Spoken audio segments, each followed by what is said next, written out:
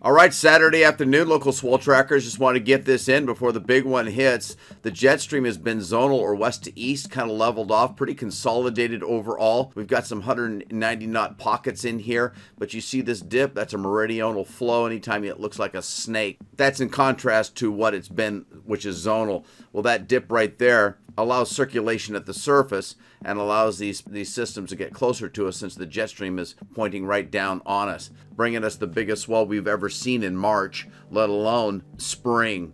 This thing's going to get 30, probably some isolated misto spot up to 35 feet jaws, but it's going to be peaking at night. But Monday morning, gargantuan, still 30 feet at least. You're looking at one of the factors that is leading to such a rare event. So rolling out the animations, you can see it elongates, goes well past our latitude at 160. It does weaken, but there's still enough energy, and here comes a high pressure into the picture later next week, migrating towards the east. There's that dip, and I'll get to the surface lows here in a bit, but this is what the jet stream is doing over the course of the coming 8 days, and that high pressure is going to be quieting things down for us, because anytime the jet stream is low like this and reaches out to our latitudes, it brings the storms closer, and this high pressure is going to be bouncing the jet up and over, and the storms within the jet are going to be steered further away.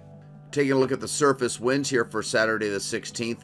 Here comes the beast, the portion of this now that is getting much closer to us, showing some severe gales, 45 knots. That will equate into some nice solid 15 seconds, 16 seconds overall. Rolling these out, you see how close it gets to us. There's hardly any room for swell decay. It actually does nose to within 300 miles of us. Really big seas in this thing, overall over 30 feet at the peak. There comes the high pressure here for Sunday, moving into the picture. And this low pressure over here is going to be bringing us up Tuesday, Wednesday, Thursday of next week to warning levels likely. That would be more like Thursday, 10 to 15 minimum. Continuing on with the animations. There comes the next low pressure, fairly close to us here from Wednesday the 20th. And that should be ramping us up pretty good late Thursday the 21st into Friday, bringing us another batch of warning level surf. Now, it's moving pretty quick. The fetch is not last. It moves right out of our swell window here. Further out into the forecast, here comes that big high pressure I was talking about. It's going to be migrating below the jet stream. Here's the jet stream bouncing up and over it and carrying the swell, carrying the surface lows up and over as well. And we will see surf from these two guys, but nothing near as big as we're seeing this upcoming week. We'll do a little bit of hindcasting now. Back to last Saturday the 9th. This was the cause of fun surf this weekend. Several of these low pressures are tracking quickly within the jet stream, which was zonal at this point. And starting these on, is very powerful, but staying far away. And here comes the next pair. This was the little guy that added in some energy. And rolling these things out further, Thursday the 14th, this guy that passed the date line here at 180, pretty close by to us. This is the reason why we had this nice north-northwest today. And here comes the real deal. These are 30-32 foot seas. It has a captured fetch. The center of the storm track and the fetch on its flank follows it, enabling the seas to reach their full potential. Look how close this massive storm is. For this time of year, please let me know if you've ever seen this before. I believe it breaks a record. It might be breaking a record by a large margin due to the proximity. Rolling this out further, as it weakens into Sunday, Monday, and passes out of our swell window, it actually, some 25 knot winds actually touch the islands. It is going to be messy, stormy, giant. Here comes the next guy, approaching the date line, much more compact, smaller. And that's the one that's going to be bringing us up Thursday.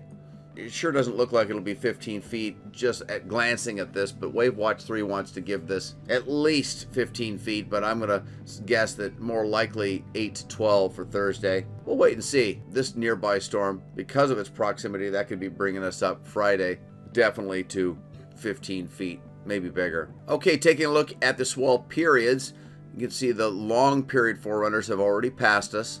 The swell will be declining. You saw about 4 or 5 feet.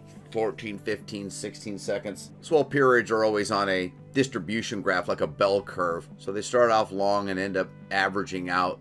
This one's averaging out to about 14 seconds. Here we are at 160 west, 20 north. This one will pass us, but here we go. This swell period right here, at about 17 seconds, is the forerunner of the upcoming swell. It'll be a little bit more west-northwest to northwest, and it'll veer north-northwest throughout its life from the more nearby source. But these things will be picking up tomorrow. So this is Sunday midnight, starting this in 6 hours ahead right here. Brings us to 6 a.m. It will not even be hitting us at dawn tomorrow, Sunday. So due to the north winds, it's not going to be any good, but it's also not going to be extremely dangerous. Bring this in towards noon. You can see it's almost reaching Kauai now. And then we forward it one more at about 6 o'clock on Sunday. Bam! Now it's really going to start ramping here and be peaking at 30 feet, maybe 35 feet at night, and still be at least 30 feet, at least Monday morning. Continuing this on again, this is for Monday at 6 a.m. and a lot of color there, a lot of long periods, and we're talking about flooding, beach erosion, extreme rips, nuts. Okay, here comes the next swell for Thursday. There's going to be some decent forerunners. Bam, hits us right there with some 18-second forerunners. This is going to be Wednesday around noon. We'll start to pop up a little bit on the 20th, and that will continue to fill in and be approximately 10 to 15 feet on Thursday. We get another batch of swell, and that one is for right there, a closer source. And this is for Saturday. I don't know what happened to that one I was looking at on Friday. And here comes the last two swells that I was pointing to, those systems that back-to-back storms within the jet, staying a little bit further away from us here. You can see how their energy emanates up and over thanks to this high pressure that I was pointing to. Let's go down under. We're taking a look here for this weekend. It's very zonal, a lot of blues under Tahiti, French Polynesia, a lot of blues up the east coast. We need this flow to go straight up the east coast. We get a little bit of a meridional flow here. Most of this is sending energy off to the Americas. We're going to just be talking about sideband swell mostly. There's some decent potential for some swell the 25th through the 28th, and I'll show you that. And that is resulting from this current flow right here. So going back to last Saturday, the 9th, this system right under New Zealand is big enough. The fetch on its west flank slowly tries to get up about a half a foot of swell at 15 seconds for us a week later, and then it starts its track up here. That's going to add some south-southeast swell. That's more for about the, say the 19th, 20th, 21st. I've got this all at surfnewsnetwork.com. I just want to show you a south-southeast swell will be felt. We've been seeing a lot of Tasman sea swells as of late. Just background stuff. That particular storm was going the wrong way. This is Friday the 15th. Now we'll bring these things current, go to Saturday. That thing right along Ross Ice Shelf, and it's fairly sizable. And Wave Watch 3 wants to give this 3 feet solid for us. Even though the track isn't optimal, there's enough energy within this, and then this thing kind of follows up on it. Will add to the already agitated seas from the storm prior to it. And you can see a little, just a tiny little bit of fetch on the flank, and this part right here, the swell will be veering more southerly throughout its history. Here comes another one around the same region and tries to move up but weakens. This sure looks interesting here, Saturday the 23rd, for some sideband swell for us. So the South Shores are starting to activate, but nothing special. All right, the swell periods. Here comes this little batch right here coming up for this week. A little bit of south-southeast swell for this and next week. Rolling these out. Plenty Tasman sea swell, great for Fiji. It gets cheese grated here. We'll still see some action. You can see like about 3 separate events. Here's 1, here's 2 on both sides of New Zealand, and then later in the forecast, about 5-6 days from now. All right, the hand-drawn surface chart showing the big low, the associated fronts. Here's the one in front. The blue line is showing the front for tonight through Sunday, and then the next one is coming for Wednesday.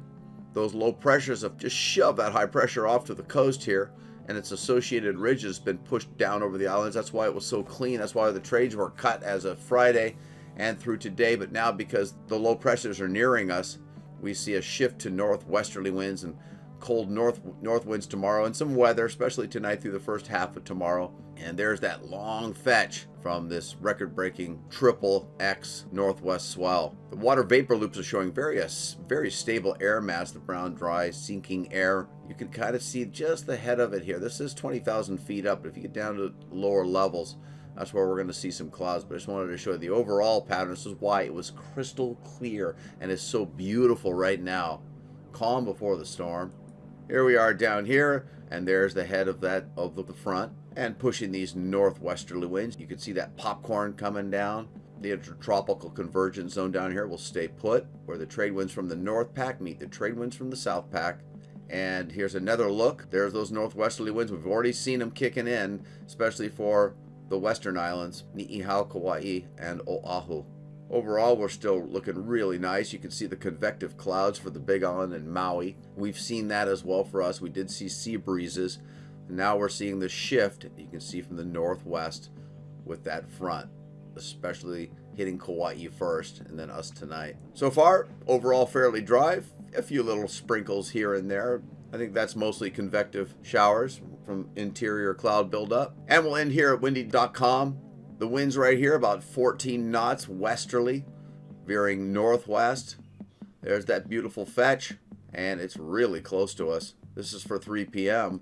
We go down to 12 tonight. You can see how long that fetch is and how it moved down on top of us. And here we got 22 knot northwesterly winds. A wild and woolly Sunday afternoon, especially and into Monday and even Tuesday. And here comes the next swell for Wednesday, Thursday, Friday. And that's the local swell tracker. I'll get this for you next weekend. That's a promise. Thank you for being here. Thank you for your support. Aloha for now. Be safe.